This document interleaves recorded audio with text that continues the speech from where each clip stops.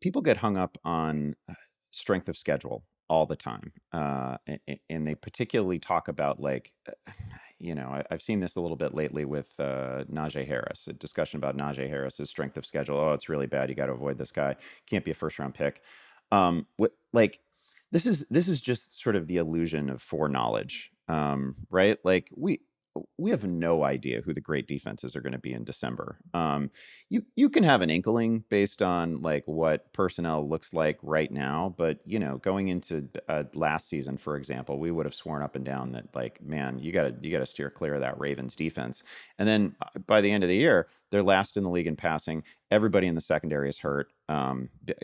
Teams are clowning them in December, right?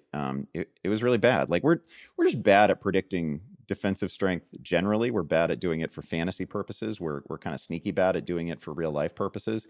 But the idea in a league that, you said it before, a league that is absolutely ruled by chaos, that is ruled by injury and all sorts of things that are difficult to predict. You just can't make November and December plans in August and September. It's just a total fool's errand. And to use season-long strength of schedule as any sort of even a tiebreaker is to me sort of nonsensical. I'll grant you that like, and here's the exception for me.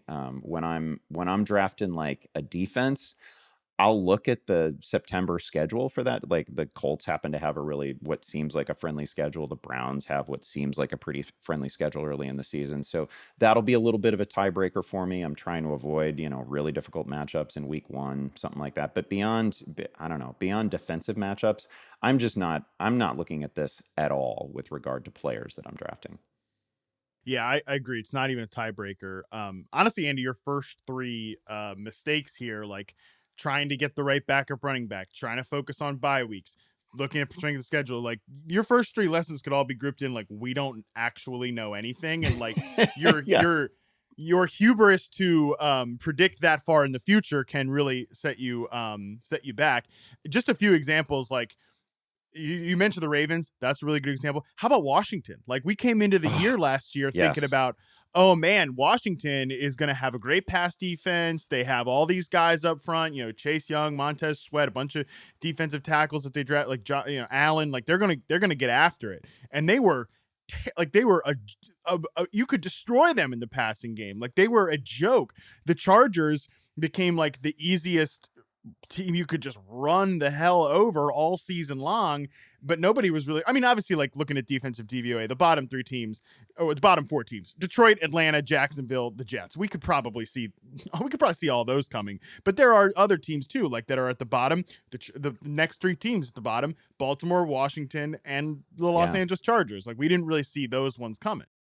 I had drafted the hell out of Washington too. I was like, well, there's no Oh way yeah. that this thing anchored by Chase Young, talent at different levels of the defense. They'd finished the prior season pretty strong. Like I was pretty all in on Washington. They were, I don't know if they were my most commonly drafted defense, but they were up there, and I, dropped them almost immediately.